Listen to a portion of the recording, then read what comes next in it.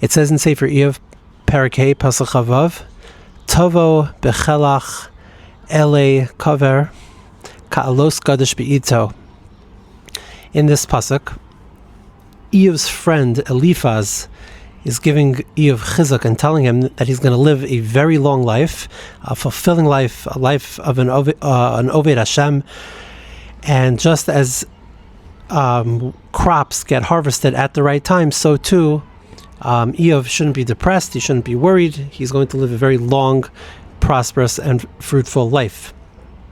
And I opened this 7th episode of the Status with Eli Wolbrom podcast with this pasuk from Sefer Iyov, because I found out actually last night that my great aunt, my grandmother's sister, was nefteres, and Tanta Ani, as we called her, she lived in New York, and Baruch Hashem, she had arichas yamim.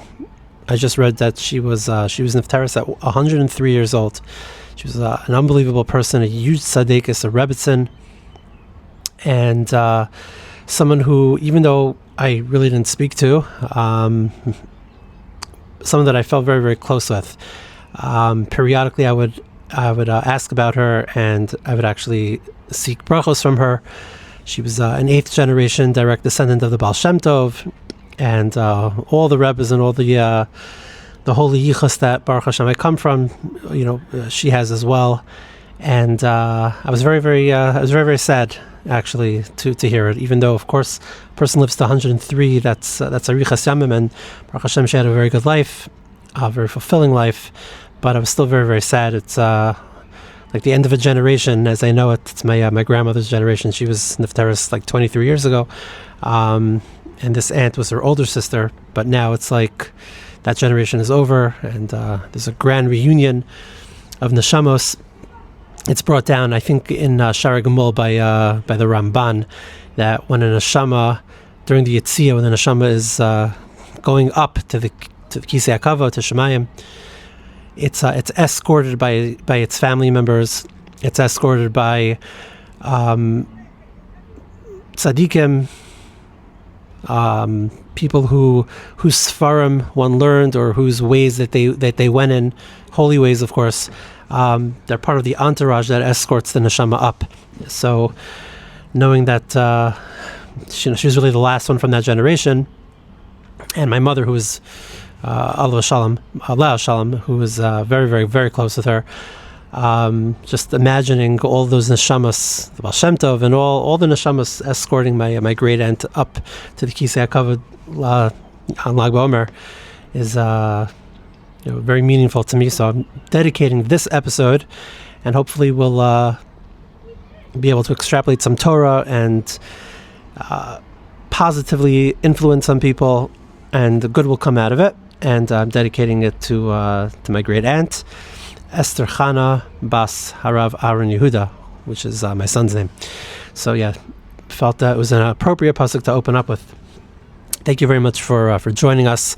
Baruch Hashem. On another note, Baruch Hashem, we've surpassed 2,700 subscribers, which I will continue to say each and every week is just mind-blowing to me. And I don't even know.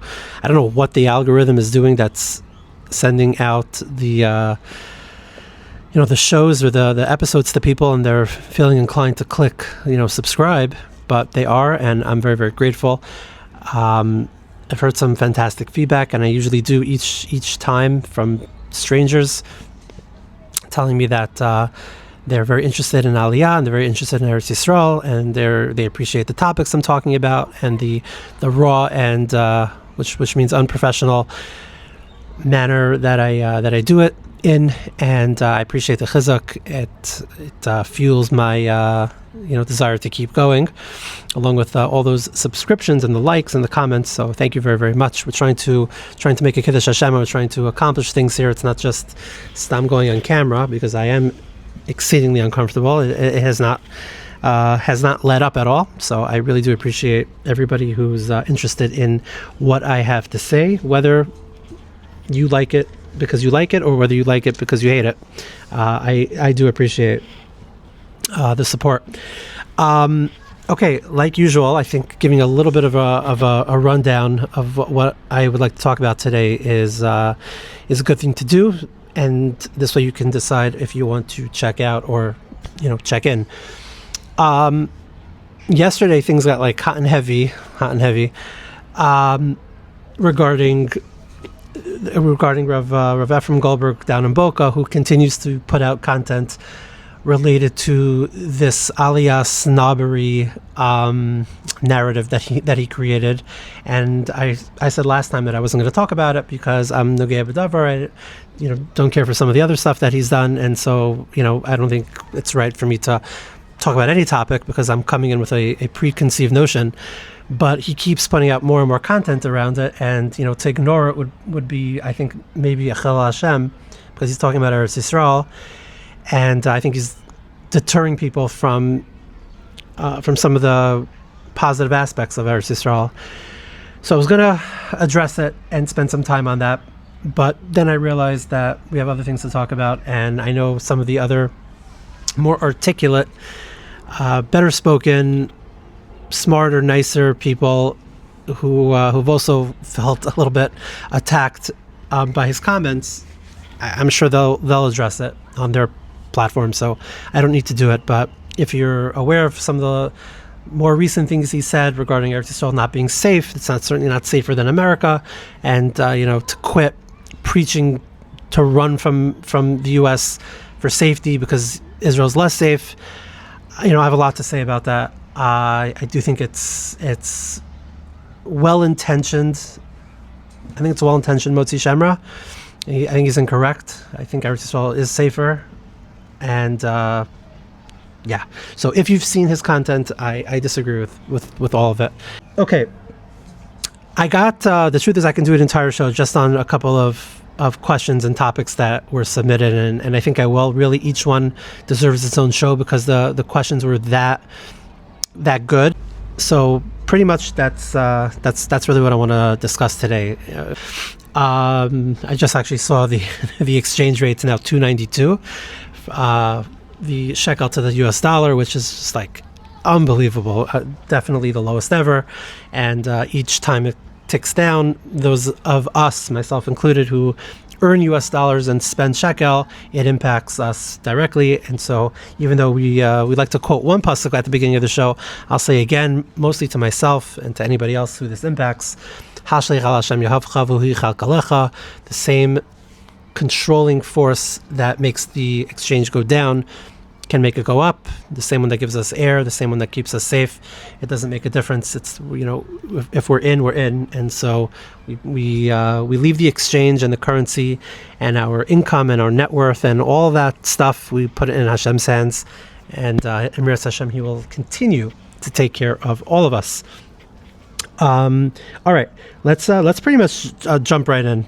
I got some really, really interesting questions, and I want to just address them head on. So let's begin. I'm reading from a paper, so bear with me. The first one that came in was, what would you advise families considering making Aliyah regarding the army? Families who are concerned about the safety of their boys, and I don't know if they mean physical safety or spiritual safety, so let's assume they mean both, and may not have strong views regarding Zionism. They might be neutral, they might even be for the state and for the military and against the enemies and all that. But the bottom line, the question is, what would you say to a family who wants to make Aliyah but is apprehensive because of the army? So I'll say straight out of the gate, and I've said this, I think, already on the podcast and for sure on my status, I personally, and this doesn't answer the question, but at least know where I stand. And not that I will ever get into politics, but if I ever did, I don't think anybody that makes Aliyah should have to join the army. I think that they should get an exemption. I think it will induce Aliyah. I think that the army is super inefficient as it is, as I said on my last show. And until the army operates the way Am Yisrael's armies are supposed to operate, and we fight wars to win them, and we fight wars to kill our enemies, and we're not controlled by the political left, and it's actually a military force that's controlling what we do. I think that the whole forced draft and the whole making, Olim draft, all that's really ridiculous. And I think we could be much more efficient. And what it comes down to is really, and that's all I care about, is protecting the chayalim, the chayalot. And until we fight wars to win, it's just going to be, needing tons and tons and tons of more and more soldiers. We could be much more efficient and eliminate our armies the way we should, in a non-Western mentality, mode. So with that said, I personally don't think that, and I, if I was a lawmaker or if I had any influence whatsoever in the country, I would give an exemption to all Olim. Where that starts, babies, infants, I don't know, but for sure, a family making Aliyah, I don't think they should have needed to join the army. Why don't I think they should need to join the army? It's because, putting let's say the modern Orthodox or the very Zionistic schools aside, or the Zionistic families aside in the U.S., people are growing up. Yes, they love Eretz Yisroel, they understand the Kedusha, right? We're talking about a family that wants to move here. It's a totally different beast to grow up having that nationalism, and I've seen kids here of 7, 8, 9. They're going to be fantastic warriors here. This is the life that they were born into. Their siblings were in the army. Their parents were in the army. Their grandparents, their uncles. They perhaps chas v'shalom la'aleinu, maybe they experienced death, something like that. So like it's the kids here that grow up with it. It's in their blood. Taking a boy out of Lakewood or out of Brooklyn or out of Muncie who doesn't know a knife from a gun, and all of a sudden saying, here, you're going to go fight.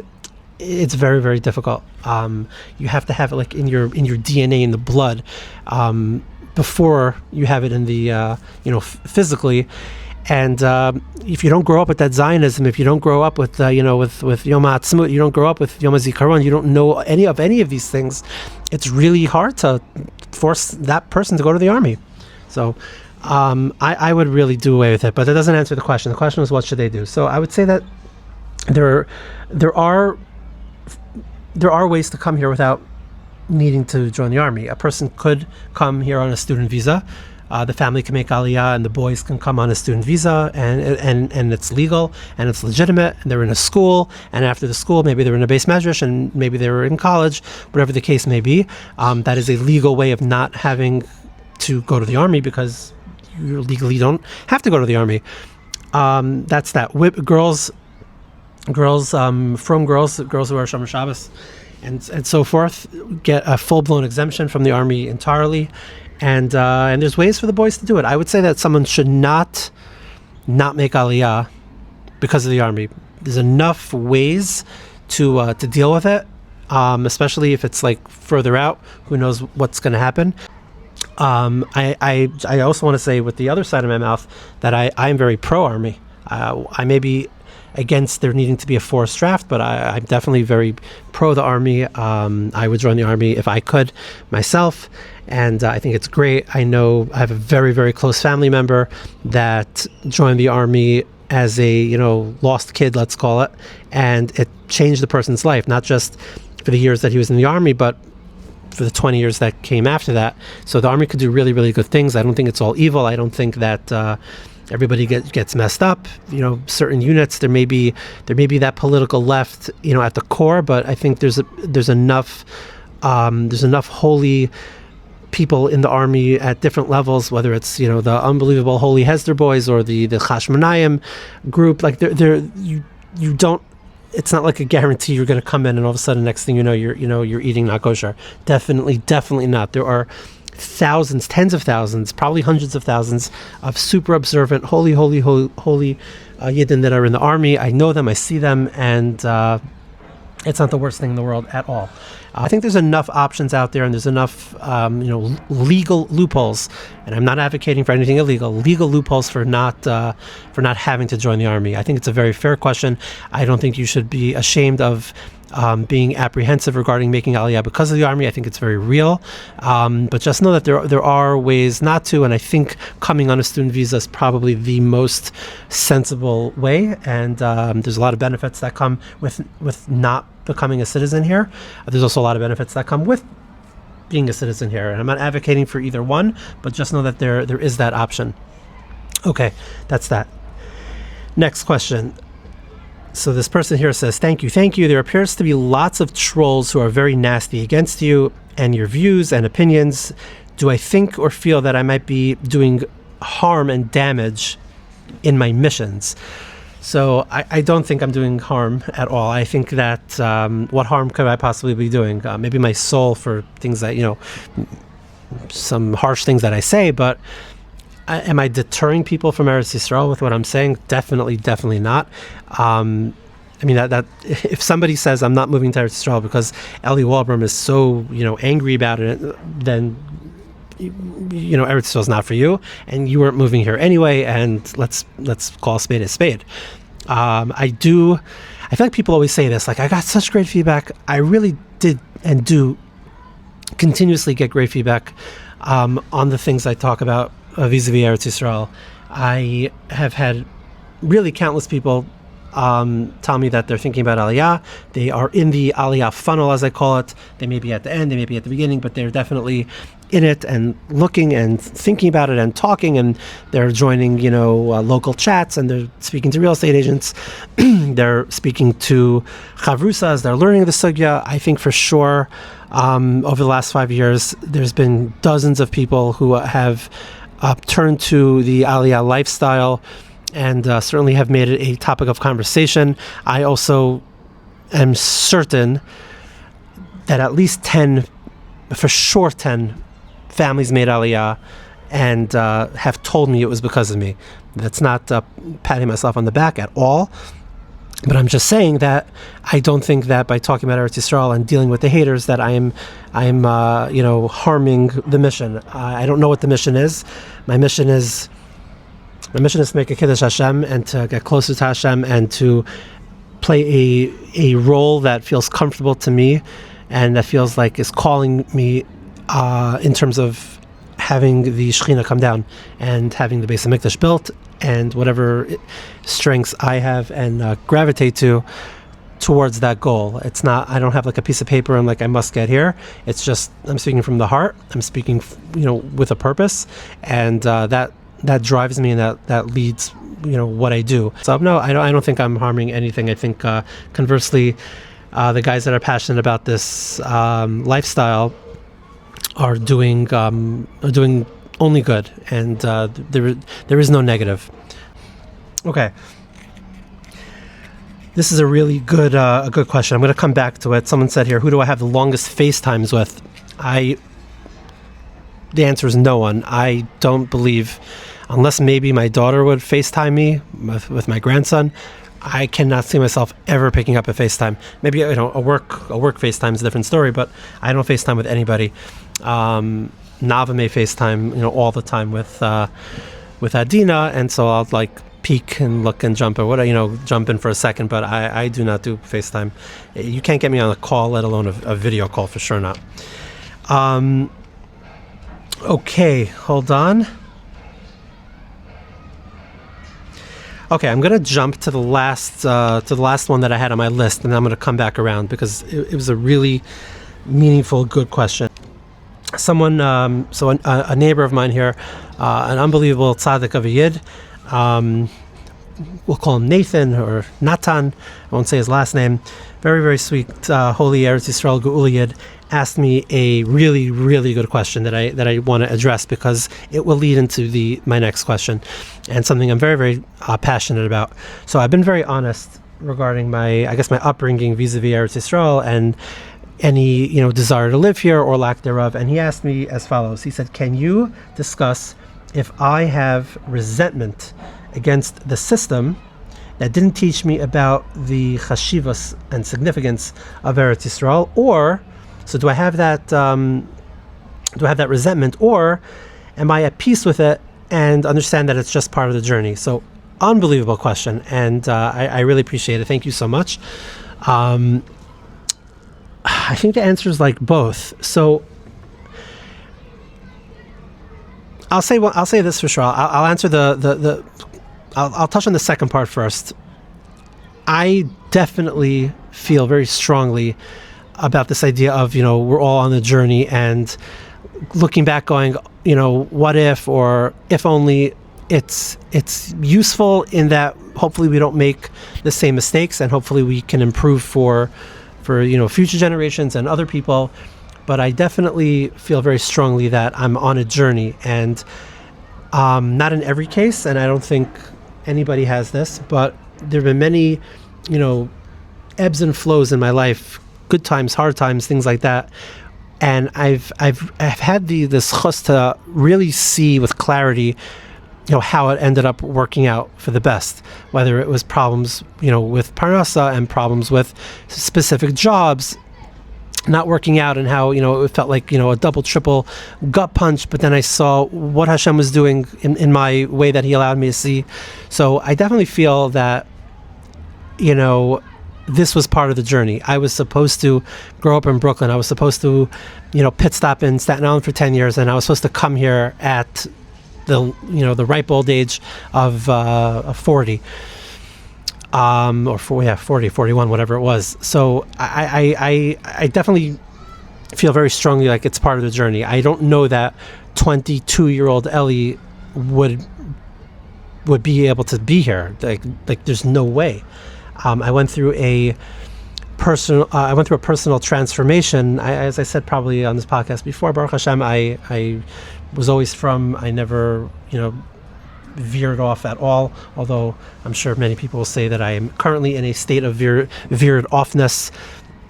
But Baruch Hashem, I went to Tarvadas, and I was there for 15 years, and I've been from my entire life with no challenge to that ever, Baruch Hashem. But at the same time, I absolutely went through transformations, ups and downs, doing things by rote and doing things because I want to, being lazy, and, having, very strong passions to get closer to Hashem, and then not just like life. So I don't think for a second that how I was at the age of 25 or even 35 would have been able to succeed here, especially 20 years ago when it was much more difficult. And I'm sure Hashem, obviously, but I don't know that I would be successful here, and that would be terrible. And who knows what would happen if I had started here. Maybe, my kids would go off the derech. I don't know. So I feel very strongly that this is part of the mission. 40-year-old Eli and his strengths and his weaknesses and the things that he wanted to accomplish and where he was, that's the one that needed to be here in Eretz Yisroel. And that's why I'll say that's why Nava, got the call to kind of initiate it.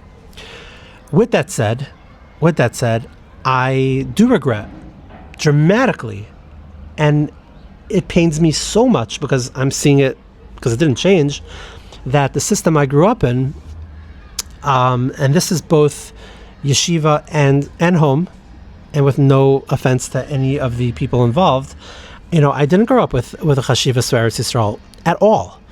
I didn't know that it was a mitzvah to live here.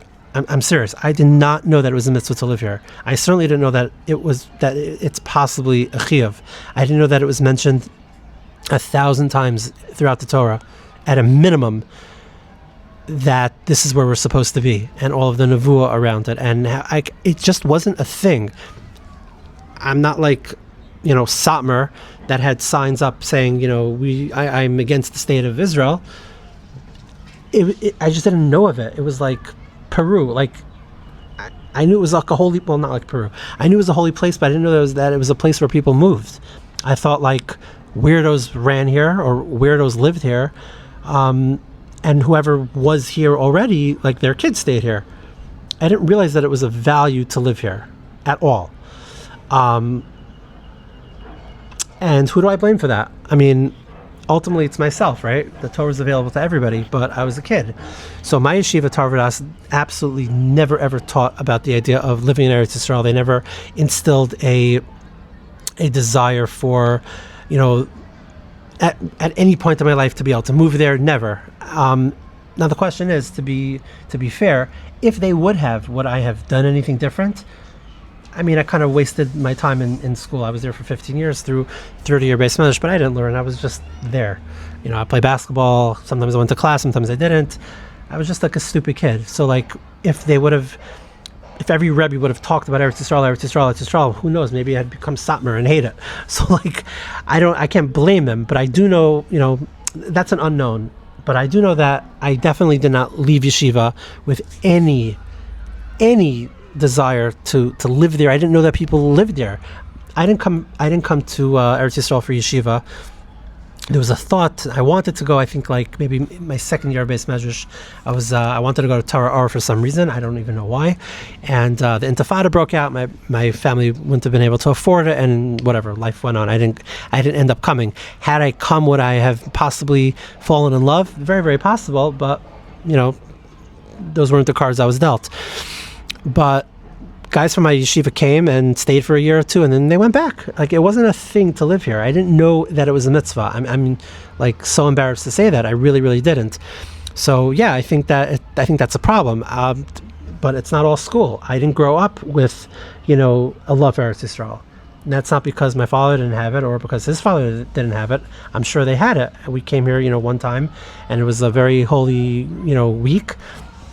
And then we went home. It was I never in my life knew that people made Aliyah. So between school and home, it just wasn't in our. It's not like we were against it. It wasn't a thing. So yeah, I regret that. I don't have resentment.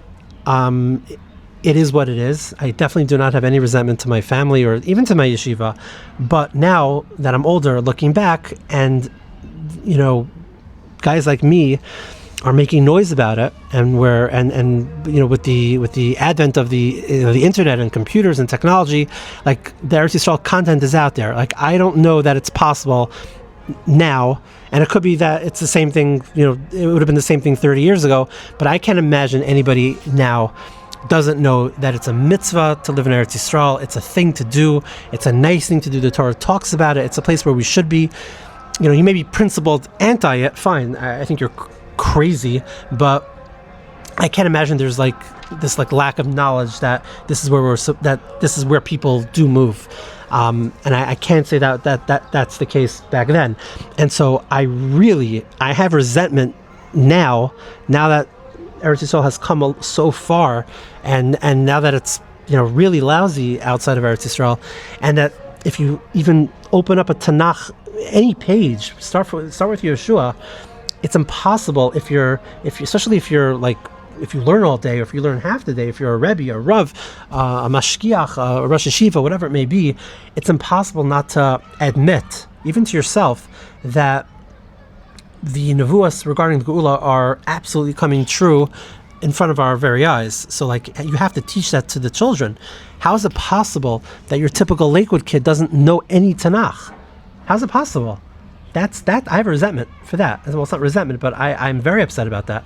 I think nowadays, for sure, the yeshiva system, both Hasidish and Yeshivish, have to teach about Eretz Yisrael. Each kid should come out of 12th grade or Beis Medrash or whatever it may be with a desire to live here. They may not be able to, I get that, but at least they should know that it's a value. Have the value.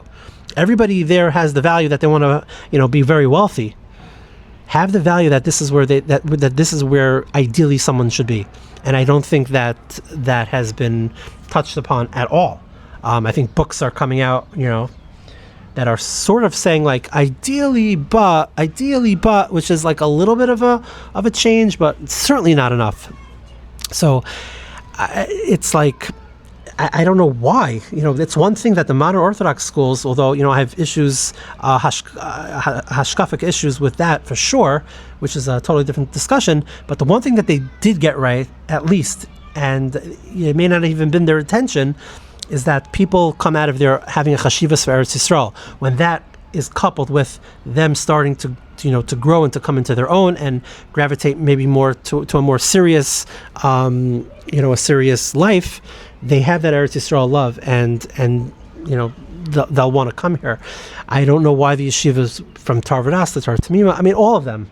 I don't even know if Tar Tamima is still around, but the point is that there's this lack of an awareness that's not being delivered to our students, and it needs to start at its infancy. It needs to start with preschool. I was saying this also on another episode. I remember kids books like Let's Go to Israel, like literally like laminated 10-page books where like we can't wait for when Mashiach comes, we're going to go to Eretz Yisrael. Like, why is that in a book? It should not say that. It should say, I wish I could move to Eretz Yisrael right now. Like, and it starts with preschool and it goes through elementary school, high school, and definitely base measures.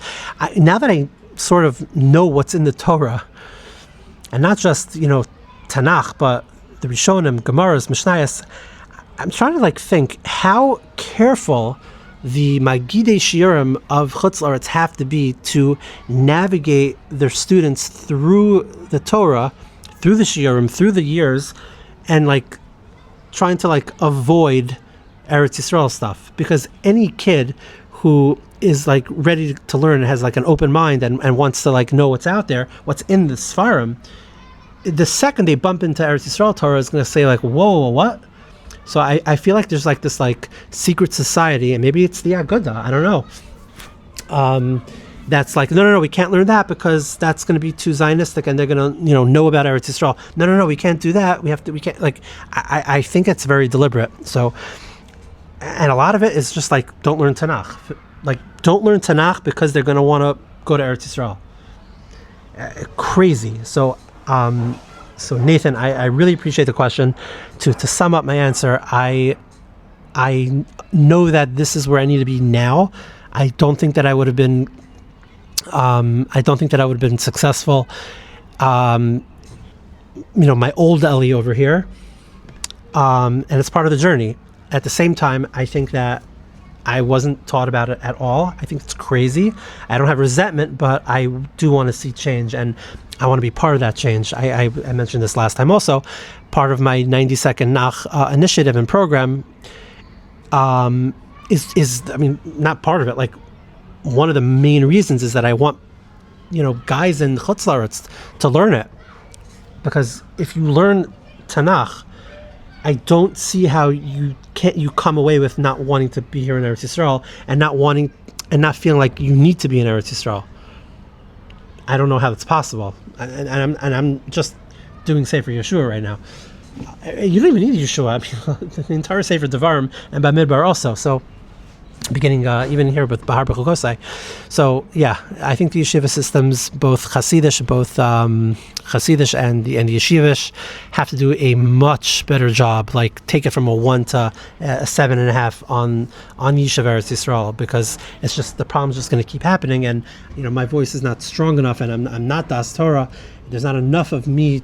Even with the Machals of the world and the big Geulah guys that are trying to push this lifestyle, it doesn't penetrate into those yeshivas. They're too strong. They have unbelievable air defense. They've got Iron Dome arrow and David sling up the wazoo, and it's very hard for us to get the message in.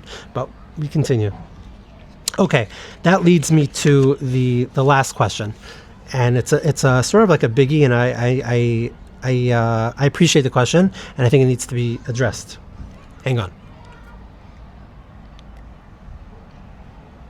Okay. By the way, thank you, Hashem. It is now like 11:30, 12 o'clock. There's amazing overcast, which allows me to film out here. It's probably like 60 degrees, which is beautiful for me. So very, very appreciative of the weather. I love it. We had a little bit of rain, like drizzle before, so not to be taken for granted. Any day that's not 90 or 100 here is a day that I extra appreciate. Okay, here's the question. The question that came in is as follows: what's the obsession with evangelizing people to move?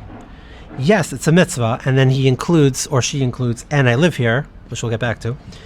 But why do you and others feel so passionate, more than any other mitzvah like Kriya Shema, that people have to be here in Eretz Yisrael? And then he sent a follow-up, or she sent a follow-up. It says, additionally, every time there was an attack, meaning like an attack in Chutz La'aretz, we use it to platform and to encourage Aliyah, which is confusing because it's not safer here. More people die in Eretz Yisrael than anywhere else in the world. Okay, that's the follow-up question. So first, I just want to comment regarding the in parentheses, and I live here. I will say, and could very well be wrong. Either the person really doesn't live here and put that in to kind of like, Candace Owens this whole thing, and but let's assume that the person does live here. There are unfortunately people who, depending on the communities that they grew up in, don't know what they have, and it's a case of like the grass is always greener. To elaborate, if somebody grew up in a very, very Haredi environment here in Eretz Yisroel and grew up, in poverty, and they see the richness of Tom's River or Muncie or Lakewood, I can see them having, obviously, having a problem with Eretz Yisroel. In fact, when I made Aliyah, when I announced I was making Aliyah, there were Israelis in Staten Island that looked at me like I was crazy. I remember one person said, "Are you nuts? I spent my whole life trying to get out, and now you're voluntarily going back in there?" And what it comes down to is that sometimes when you're so close to something, you don't know what you have. The grass is always greener on the other side. And if somebody, grew up completely in poverty and with absolutely no possibility to ever go work because of maybe, societal requirements, and they have no money, they see other Jews, living it up, and they come to resent it. So it could be that this person falls in that category, or it could be that the person just has it rough here, and or maybe they don't have it rough here, and they're just here by rote, and they live by rote, and they don't understand appreciate it. Maybe they didn't live anywhere else, so they don't know. I don't know what the scenario is, but we're not going to talk about this one person. Let's talk about the topic. So, based on the question, I can tell that there's something wrong hashkafically with the person, and it goes back to what Nathan asked me. What's the obsession with this mitzvah? So I want to be very, very clear. Well, first of all, I am obsessed with the mitzvah of Kriyat Shema. In fact, before I moved, I had a reminding people to say Kriyat Shema program, and Kriyat Shema is very important to me, which is partially why I only daven nates. So bad example. But outside of that, it does not matter if Eretz Yisroel is a mitzvah or not, or if it's a mitzvah chiyuvis or a mitzvah kiyumis, meaning that it's something that you must do or something that is good to do, whether it's a doraisa, whether it's a Rabbanan, whether we hold with the Ramban, whether we don't. I don't care. It does not matter. It has nothing to do with the fact that it's a single mitzvah. Why doesn't the Rambam, Maimonides, why doesn't the Rambam include it in the 613? So haters of Eretz Yisroel and haters of Aliyah will say it's not a mitzvah. But people who know the truth and know the Rambam and know his entire everything will tell you that it doesn't need to be a mitzvah because all of the mitzvahs were meant to be done here. It's like saying there's a mitzvah to breathe. Well, there's a mitzvah of Nishmarta Ma'odas Nasher Seichem, but why doesn't it say breathe? Why doesn't it say eat every day? Why doesn't it say sleep, 8 hours a day? Because these things are automatic. It's a given. You need to do them to live. Eretz Yisroel is more than a mitzvah. It's a hashkafa. It's like saying, I'll give you a better example. It's like saying, why is Bnei Yisrael so focused on Hashem? It says Anochi Hashem. Okay, there's certain mitzvahs we have to follow, but why the obsession? Why I love Hashem? Why I love you, Hashem? Why are we so focused with Amunah Bitachon? Where's the mitzvah? It's because it's more than a mitzvah. It's our neshama. It is who we are. Hashem is who we are. It's the same thing with Eretz Yisroel. It's not a matter of if it's a single mitzvah and therefore is the one more than the other 613. If you're going according to the Ramban, let's say, who says it is a doraisa. It's nothing to do with the single mitzvah. In fact, I hope, not that there's any rights or wrongs, because elu ve'elu, but I hope it's not a mitzvah doraisa, because the thought of millions of Jews not fulfilling that mitzvah when they're able to is very scary to me. Yes, I will benefit, but I don't want Bnei Yisrael, I don't want my family, I don't want my friends and anybody to be missing out on the mitzvah. So I hope it's just a nice thing. I hope that people are not, I hope the Ramban, was exaggerating. It's not about the mitzvah. It's about everything that comes along with the mitzvah. It's the 613 mitzvahs that are being done in Eretz Yisrael. It's not one mitzvah. It's all of the mitzvahs, and it's all of the Rabbanans. When the Sifri on Achrei Perek Yudches Pasuk Chafei, when the Sifri says, the Rashbi, right? The Rashbi is the main author of the Sifri. Everybody davening and crying and dancing around the fires. Rashbi. The Rashbi says in the Sifri that the mitzvahs were made to be done in Eretz Yisroel to the extent that when they're not done here, it's only practice. So whether you want to take that literal, whether you don't want to take that literal, it still stands that the mitzvahs were made to be done here. It doesn't mean that you won't get credit. Maybe you will, maybe you won't. I don't care. But why is he saying that? Everything is done. Everything is predicated on the idea that this is where we're supposed to be. The mitzvahs the mitzvah of living here, the idea of living here and conquering the land and living in the land and getting rid of our enemies and staying here and the Shechina being here and the Beis HaMikdash being here is mentioned literally over 1,000 times. And that's just, Torah that's like available to anybody. It's more than a mitzvah. It is who we are. Not that we worship the land. We worship Hashem and we worship the Torah and we worship the mitzvos, and it needs to be done here. It's like saying, and the fact that somebody that lives here would say, why are you so focused on the one mitzvah? It makes me very, very, very sad. It makes me very, very sad. It's what's in the air. It's that every yontif is a proper yontif. It's that every giving of tzedakah is proper tzedakah. It's that every time you eat, it's mitzvahs. You're eating land. You're eating food that Truma and Meiser was taken from. It's the mitzvahs tuliyas ba'aretz. Why would there be so many mitzvahs predicated on living here if it was just one mitzvah? It's not just one mitzvah. It's an entire lifestyle, and it's more than that. It's more than that. There's a reason that we're here. There's a reason that we're put on this earth. Maybe we should start a Seder in Derech Hashem or Das Tfunos to learn a little bit more about why we're here. It's not about checking off this mitzvah, this mitzvah, this mitzvah, that mitzvah. There's a purpose. The purpose is to get close to Hashem, to have a dveikus with Hashem, to become kaviyachal on a human level like Hashem, so that we create a compatibility.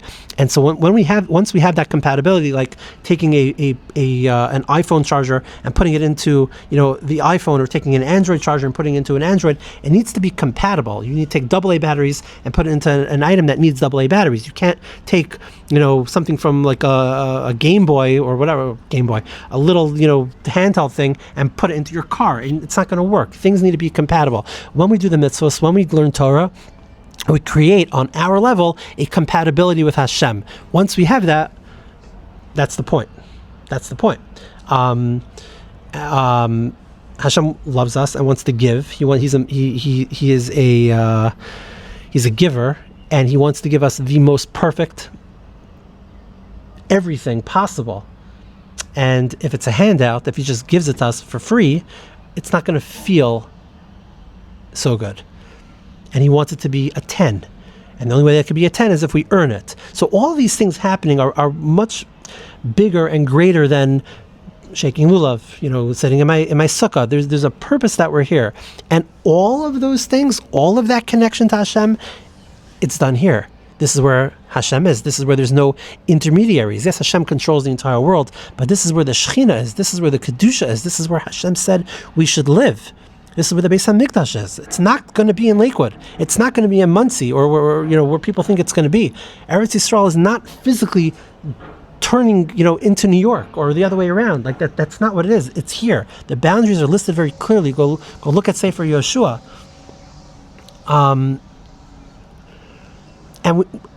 And the Shekhinah is in Galus, and the Shekhinah needs to come down, and there's a kibbutz Goliath, and there's things happening. It's all predicated on the Jews being in Eretz Yisroel.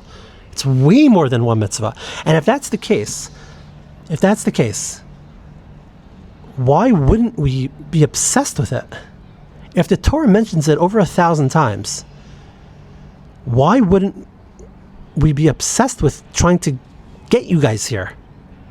I said this so many times. I am not a realtor. I'm not an attorney here. I don't even work here. I started this podcast, by crying how the exchange is killing me, because I don't have any negias to people coming here, other than ruchnius. I want to direct you, if I may, to Shemona Esrei. We say it 3 times a day. Maybe the women don't say it. Maybe they do. But let's just say we say Shemona Esrei 3 times a day. I want to know for the person who is, nonchalant about Eretz Yisroel, or doesn't know that it's a mitzvah, or doesn't care that it's a mitzvah, and it's not on their radar, what are you saying when you say the bracha to Kabel Shofar Gadol? I'm just looking in a siddur because I don't want to miss a word. When it says to Kabel Shofar Gadol Cherusenu, right? You're saying Hashem, please blow the shofar. That's the great shofar, because it's going to be one of the signs of redemption, Cherusenu, to free us, the sun nes, and raise up a sign, Lekabetz Gal Yosenu, where there is an ingathering of Gullahs. When you're in Lakewood, when you're in Muncie, when you're in the Five Towns, when you're in Baltimore, and you're sitting in your shul, and you're crying, or you're saying Takab Shofar, and you're saying, Hashem, please bring the Kibbutz Galias, what are you actually saying? Because the Kibbutz Galias is active right now. You're davening for something that's already happened and continuing to happen. Are you saying, can you finish it and move on to the next thing? Are you saying, Hashem, I really want to be part of that, get me there? It's like right out of the gate. Right after Baruch Aleinu, after you beg Hashem for Parnasa, you're saying, please bring the Kibbutz Galias. So, like I said 2 times ago, there were 80,000 people here 100 years ago, and there's now almost 8 million. That is Kibbutz Galias. I moved here from New York. That's Kibbutz Galias. There's an Aliyah flight coming soon. That's Kibbutz Galias. To say that there was not an ingathering of the exiles is to deny actual reality. So what are you saying when you say the kabitz, the sun is the kabitz Yosenu? Show me a sign of the kibbutz happening. The kabitzenu yachad meher me'arba kanfes aretz le'artzenu. Did that not happen? Are people not moving from Australia? The Bnei Menashe landed a couple of days ago, or whatever the case may be, from the UK, from Canada, from New York, from South America. Is that not me'arba kanfes aretz le'artzenu? What are you davening for, if not to be here now? So when I know that you guys are davening 3 times a day, and you're saying the sun is kabitz Yosenu, kabitzenu yachad meher me'arba kanfes aretz, and you're not taking the free Aliyah flight here, you're not coming here when it's open, I don't know what that means. Does this have to do with Mashiach? It doesn't say anything about Mashiach.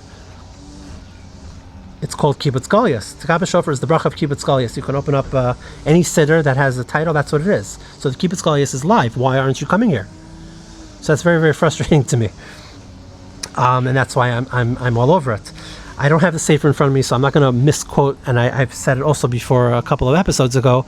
There is a strong Shita and Deya from the Rishonim, and quoted by much more eloquently and succinctly by the Ramchal, that Bnei Yisrael needs to be here for the Shekhinah to come down. Does that mean 100%? We're never going to have 100%. But I want the Shekhinah to come down. And I think it's referring to the God-observant, Torah-observant people. So why wouldn't I want you to come? Selfishly.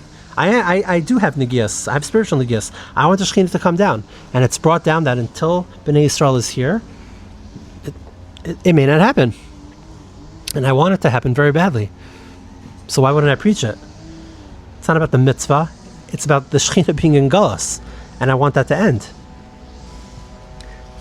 Further in Shemona Esrei, it says, "Es samach David avdecha." Well, we have Yerushalayim Ercha Bracham Tashav. We know about that. We're davening to Hashem, asking Him to rebuild Yerushalayim. Take a look at what Yerushalayim looked like 100 years ago, and take a look at what Yerushalayim looks like now. Try and get an apartment for Sukkos. But you're davening for it to be rebuilt. Is that the Beis Hamikdash you're referring to? Well, the Beis Hamikdash can only be rebuilt with Bnei Yisrael's here. We need observant people here. So what are you davening for then? What are you saying? What are your kavanas? And if you don't know, and it's just saying, then okay, be honest with yourself. Pick up a pathway to prayer or something like that, and learn the words. Yisod Sharash Ravoda. Learn what you're saying. How about Malchus Beis David as Tzamach? Tzamach Darav Lechamer Tzmiach V'Karni Tam Yishuasacha Kilish Wasa Kivina Kol Yam Umitzapim Lishua. Right? You're saying, Hashem, please bring us Mashiach ben David, raise him. It should be our salvation. I'm yearning for it. So, first off, what's the difference between Kibbutz Galias, the Takab Shofar, which was 3 brachos back, and Es Samach David? If Takab Shofar is talking about Mashiach, why do we also have Es Samach David? And why does it precede Es Samach David by 3 brachos? Clearly, the Kibbutz is nothing to do with Mashiach. And it doesn't. It's a separate event. It's a separate event that the Nevi'im say is going to happen. You're davening for it, and it has happened, and it's continuing to happen. Why aren't you coming? Why wouldn't I be upset about that? And then you're davening for Mashiach, which is good. So, I guess the point, what I'm trying to make here, the point, which very in an inarticulate way, is that it's much more than fulfilling the checkbox of Yeshiva Eretz Yisroel. Yes, you get the mitzvah, and every 4 amos you walk, you get the mitzvah. It's not that. It's that all of the mitzvahs, all of the 613, and all of the rabbanans, and all of the chumras, and the minhagim, and just the air and the lifestyle, all of that only happens when you're in Eretz Yisroel. So it's not the one mitzvah; it's all of the mitzvahs. That's just like personally, you want to get the check mark. It needs to be done here. This is where it counts. This is where it could be done in the best way. The sources, I have over 1,000 sources from the Torah that will prove that. But we're also not just here for ourselves. We're also here for a mission. We're here to have the Geulah. We're here to have the third Beis Hamikdash. We're here to have the Shechina come down. And for that to happen, Bnei Yisrael needs to be here. You're davening for it. You're begging for Kibbutz Galias and Yishman Esrei, but you're not even doing anything about it because you haven't, filled out a Nefesh B'Nefesh application. You haven't, set up your student visa. You're saying stuff that's not true. And that idea, the idea of you crying and begging Hashem, and He's saying, I have it, and you're not taking it, like, as I said, I think the last time also, it makes me very sad. Why are you lying? Why are you begging Hashem for the Geulah, and you're not coming and taking part in it? I feel like you're harming my father, Kaviyachal. And that's why I think people, at least myself, as someone who doesn't care if you come and buy real estate, that's why I'm so passionate about it. Because I feel like the Torah is coming to life. There's hundreds of nevuah mentioned in Tanakh saying that, what's going to happen here in Eretz Yisrael. I've quoted a lot of them here, and I see it in living color, just looking at the flourishing trees and looking at all the kids in Yeshiva.